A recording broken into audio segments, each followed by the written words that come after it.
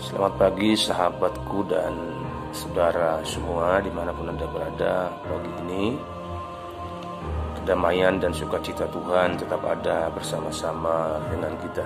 Jumpa lagi bersama saya hambanya Mazmur Marbun di Sarapan Rohani. Saya akan membacakan firman Tuhan buat kita semua pagi ini yang saya beri tema, inilah penghuni neraka. 1 Korintus pasalnya yang ke-6 ayat 9 sampai 11. Atau tidak tahukah kamu bahwa orang-orang yang tidak adil tidak akan mendapat bagian dalam kerajaan Allah?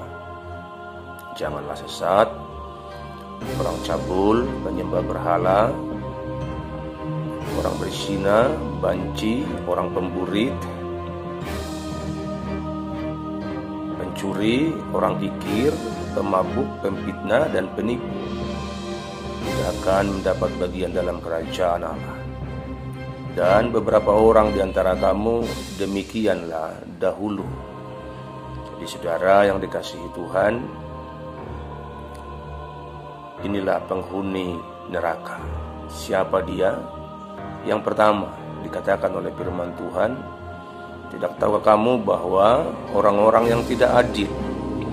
Jadi yang pertama orang-orang yang tidak adil, yang suka memanfaatkan kesempatan untuk kepentingan pribadi, yang suka memanipulasi, yang suka mencari keuntungan di atas penderitaan orang lain. Para penguasa yang punya wewenang, yang harusnya membagikan bantuan BLT dengan sebenarnya, tapi terkadang mereka menyunat dan memotongnya dengan alasan administrasi dan segala macam. Tentu Tuhan tahu hati dan motivasi mereka. Orang-orang yang tidak adil inilah yang dikatakan oleh firman Tuhan yang akan menjadi penghuni neraka tersebut. Sebagai anak Tuhan, sebagai orang percaya, saya menyampaikan ini kepada kita semua lewat kebenaran Tuhan supaya kita menjauhkan diri dari sifat ketidakadilan tersebut. Yang kedua dikatakan jangan sesat, orang cabul. Siapa orang cabul ini? Alkitab membedakan antara orang cabul dan orang berzina. Orang cabul ini orang yang belum menikah, melakukan hubungan di luar nikah. Itu Alkitab mendeskripsikan bahwa mereka orang-orang yang berbuat cabul. Kalau sekarang disebutkan seks bebas, itu penghuni di sana. Penyembah berhala, ini juga kata firman Tuhan. Kalau dulu penyembah berhala itu menyembah patung, menyembah batu, menyembah pohon, menyembah gua-gua dan segala macam. Kalau penyembahan berhala di zaman akhir ini, orang bisa memberhalakan hartanya, memberhalakan pangkatnya, memberhalakan kekayaannya, memberhalakan hal-hal yang duniawi. Artinya hati mereka terpikat ke situ. Mereka lebih condong ke situ daripada kepada Tuhan. Mereka lebih mencintai kekayaannya daripada mencintai Tuhan. Itu masuk dalam kategori penyembahan berhala atau memberhalakan sesuatu.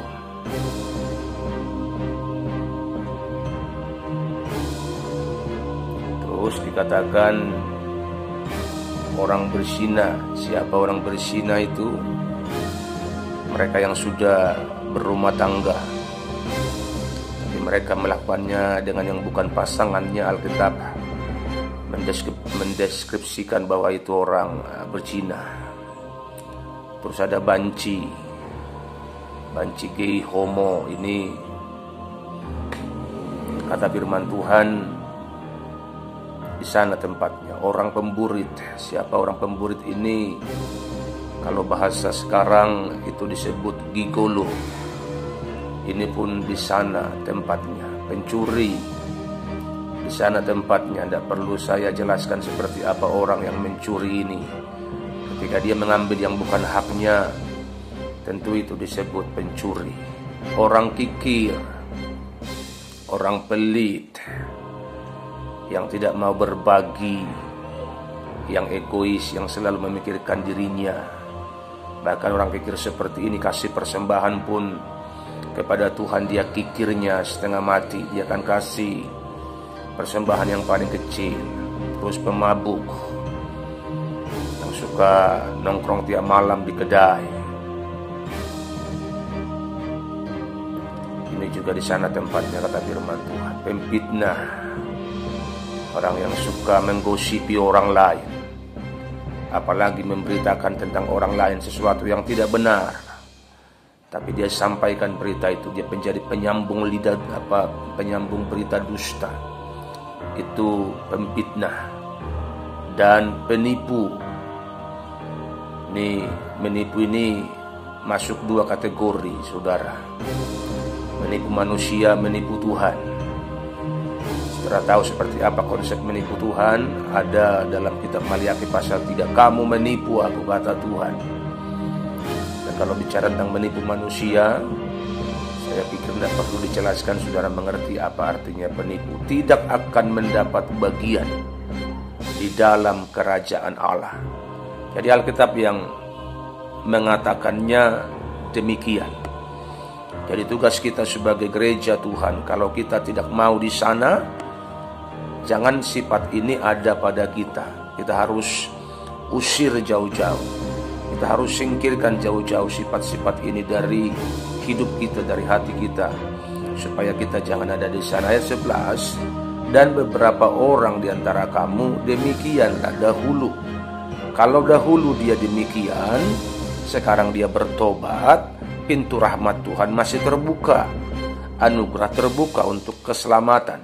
Tapi kalau demikian dahulu dan sekarang pun masih begitu, sudah percaya Tuhan masih begitu, sudah bergereja masih begitu, sudah aktif tapi kelakuannya masih begitu, yang seperti inilah yang menjadi penghuni neraka tersebut. Sebab itu biar kita mengerti kebenaran hari ini, dan bukan cuma sekedar mengerti, kita pun menjadi pelaku dari kebenaran tersebut, supaya perangai, kelakuan, sifat yang negatif yang dulu itu ditinggalkan. Kita menjadi manusia baru di dalam Tuhan, yang hidupnya menjadi pelaku dari kebenaran Tuhan. Setiap hari kita berdoa, Bapa di sorga, Tuhan tolong kami untuk menjadi pelaku dari firman Tuhan, bukan saja pendengar saja, supaya hidup kami dapat menyenangkan Tuhan selagi kami ada di dunia ini. Biar hidup kami terpaut hanya kepadamu, bukan kepada yang fana dan yang sementara. Tuhan tolong kami dalam nama Yesus Kristus. Haleluya. Amin.